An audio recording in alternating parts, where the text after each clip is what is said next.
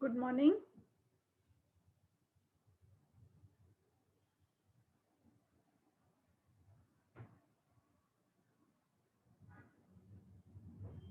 Good morning, ma'am. Good morning, ma'am. Yeah, I hope I'm audible to everyone. Yes, Okay, so in the last class, we had learned about infrastructure as a service and platform as a service. Basically, platform as a service is useful for developers because lot of development tools or kits or maybe development environments are made available to developers. They don't have to invest in buying the software to develop a software. Okay, buying a package to develop a software.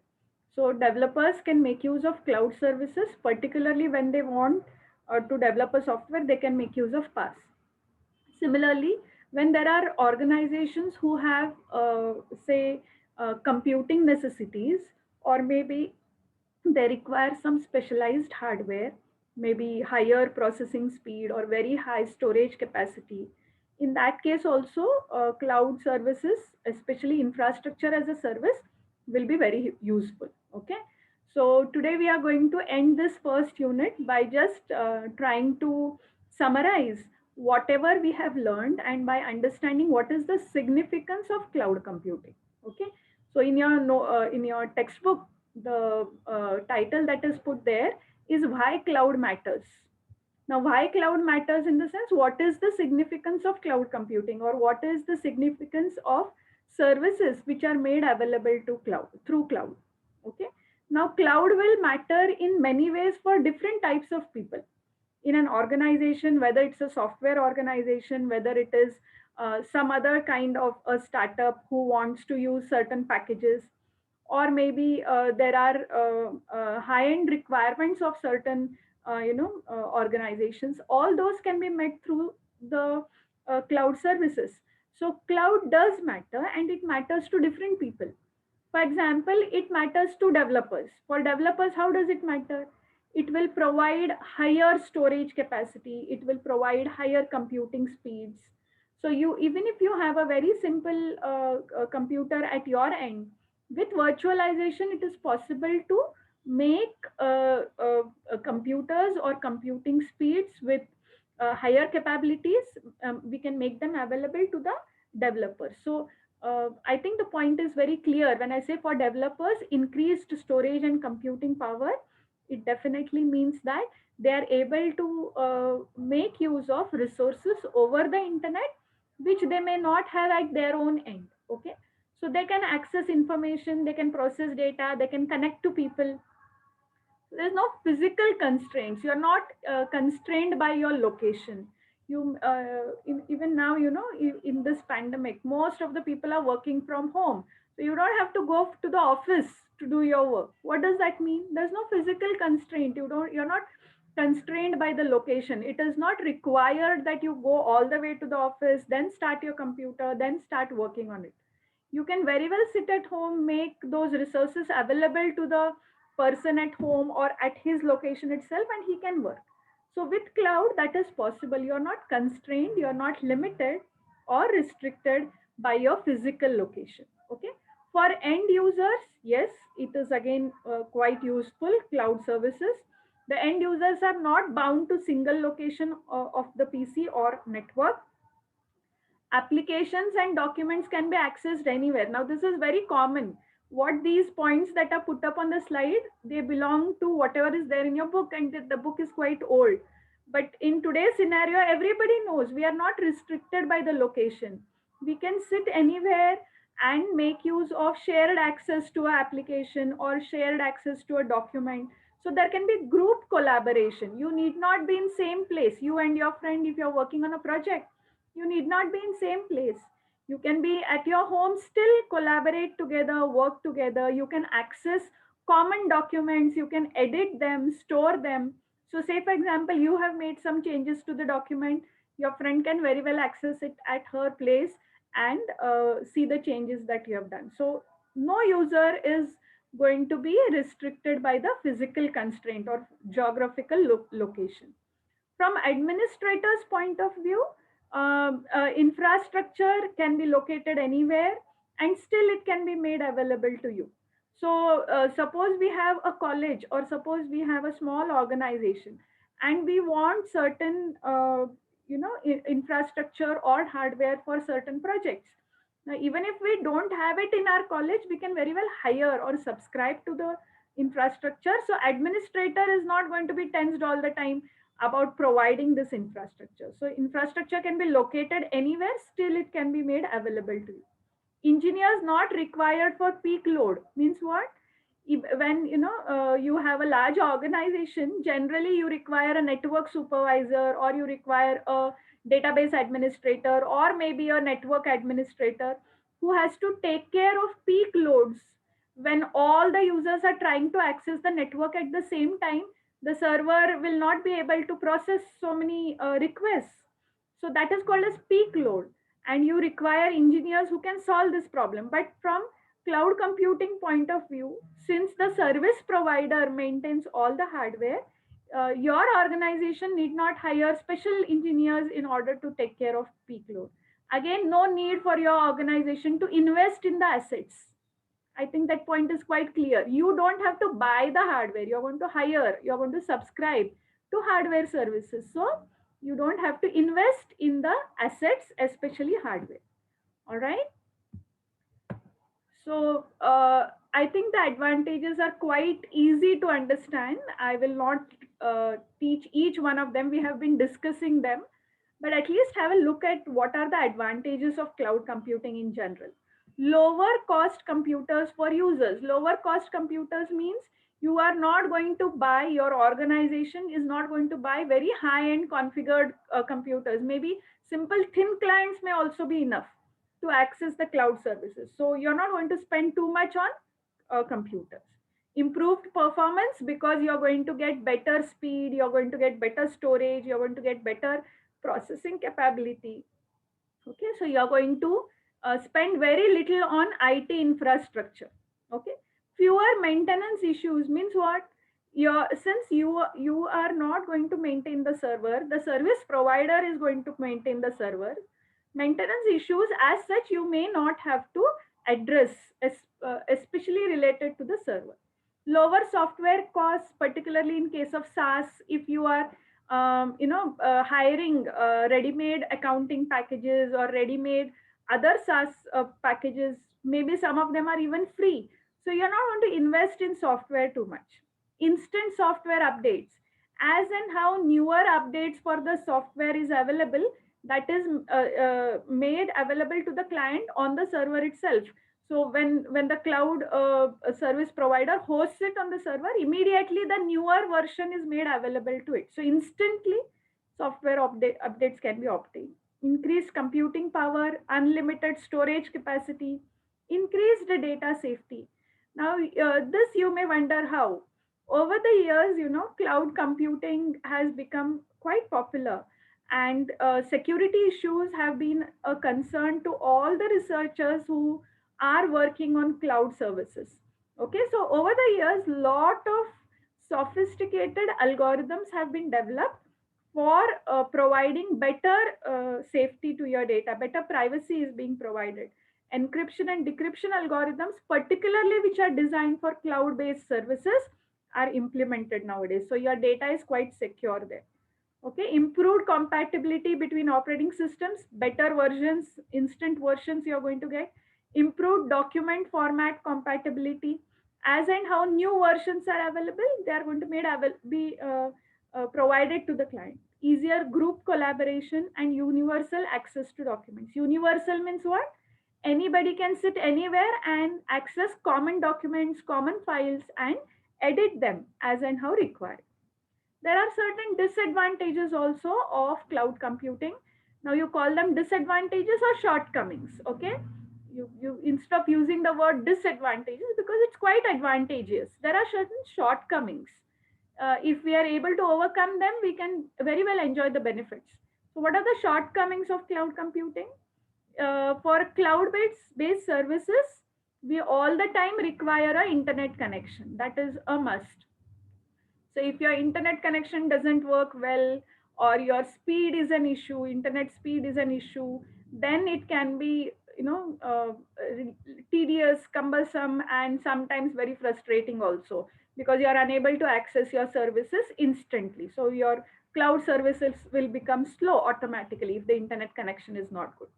Features might be limited depending on what kind of cloud service or cloud package you have subscribed to. Only those features will be made available to you. But if you have a customized software developed for your organization, then you are not limited there. But here, depending on what you have subscribed, a simple example I'll give you. Whenever you have a data pack, you recharge it. Depending on what data pack you have subscribed, only those features will be made available to you. Suppose you have subscribed for a 1.5 GB data pack every day. Every day only that much will be available. So that depends on what you have subscribed to. Okay. Stored data might not be secure. Now that word might is important. Doesn't mean it is not secure. You have very good encryption algorithms to secure your data. In spite of that, we all have seen that even if we have very good security algorithms working, there are always people who will be able to hack into your system, will be able to make your system fail or crash. So sometimes your data might not be secure. Not always, but sometimes. If the cloud loses your data, then you're screwed. Now that is very important. All your data is going to be stored on the cloud. So people who provide you cloud services, if they are doing good, if they are maintaining their servers well, you always have your data at your fingertips. But by chance, something goes wrong at the server side and your data is lost, then God only forbid, and God take care of you. Okay. Now, who benefits from cloud computing? When people are working in teams, when they are collaborating, when you have people located at different geographical locations and they all want to still work together, they can definitely get benefits from cloud computing. Road warriors means people who are always on the road, always mobile, always moving around. They can definitely, uh, you know, from the cloud, they can definitely benefit. Yesterday, I was seeing one image. I don't know if you people also have seen it. Uh, there's one person who tweets on Himachal Pradesh and the hills. Okay, he has put up a photo who wherein in that image, techie is sitting in the Himalayas with a tent and he is working as well. That is, he's sitting there with his laptop on. He's enjoying his holiday and he's working there on the hills in the tent. Now what does that mean? You have that facility now, you have that liberty to move around. Maybe half a day you work, half a day you enjoy, you travel. So those who are all the time traveling, all the time moving around, they're not going to be bound by the location. You need not go to the office to work, you can still work. Make your data is all available to you because of cloud based services. Cost conscious users, they will definitely benefit, who don't want to invest too much on assets. Cost conscious IT departments and users with increasing needs. Increasing needs means if at all your organization is growing every day, number of users are increasing, maybe the infrastructure requirements are increasing, definitely you can benefit from cloud computing. And then this last point, who shouldn't be using cloud? Now, this is just as fun. You have to take it. Everybody will benefit from cloud services, but who will not benefit or who should not use? Internet impaired. Now, internet impaired means what? Just like you are hearing impaired. Hearing impaired means you can't hear. Like that, people who don't know what is internet, who can't use internet, who are internet illiterate, they cannot use cloud computing services. Now, this is quite funny, but then those who don't have access to internet cannot use cloud. Simple. Offline workers, people who are not connected, who are not online, they cannot or they shouldn't be using the cloud. Security conscious, if you're too concerned about the security of your data, or whether if I store my data on the cloud, will it crash, will it be hacked, if that is a concern, then public cloud especially will not be useful. Maybe a private cloud with good security options could be useful. And the last point, anyone married to existing applications. What does that mean? Do you get married to applications? Anyone married to existing? It means like if someone is already bound to an existing application, Or then he maybe would not want very crazy to. about and very proud about an existing application and is not open to make use of new applications. Married to existing Yeah. application in the sense, it is just that you are too much, fond of a particular application and you're not open to try out other applications. Then for them, cloud computing will not be of use. These are some of the points that the author has discussed, but you need not write these in the exam. Just remember, anyone who doesn't have an internet connection is going to be is not going to get the cloud benefits. That's all. Okay.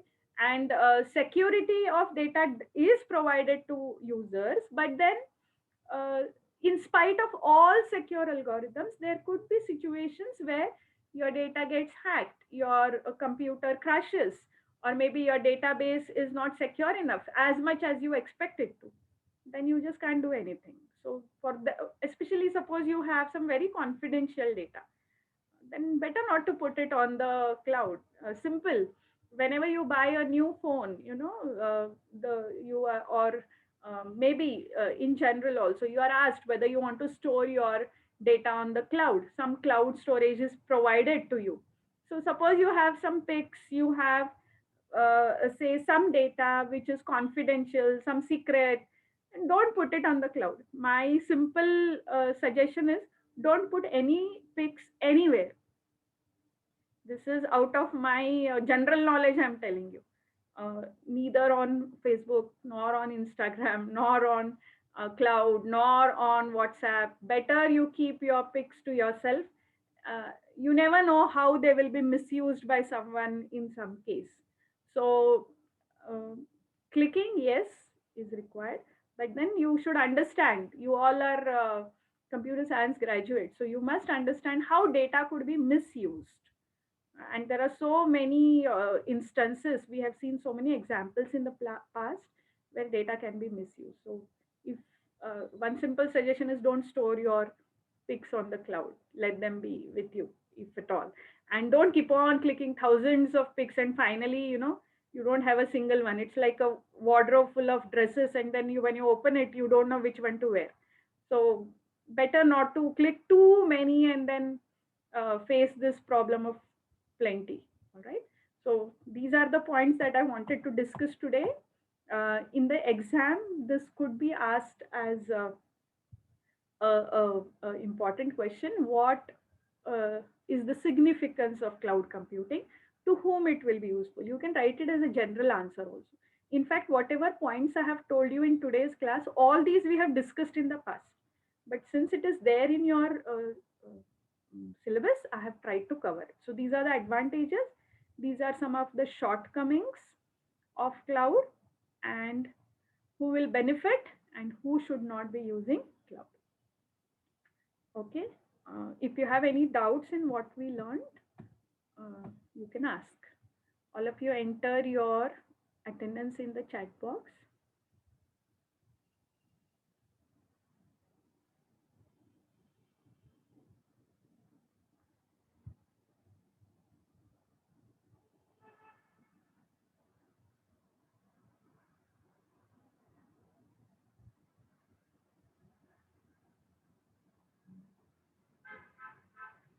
All right, now since we have little time with us, if you are facing any problem in your project, we could discuss it today. Do you want to ask me something that you people are facing? We'll start with the second chapter in the next class, second unit. Is there any problems that you people are facing which we could discuss and solve?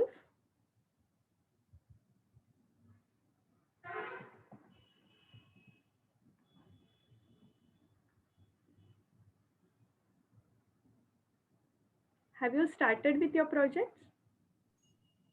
Yes, ma'am. Yes, ma'am.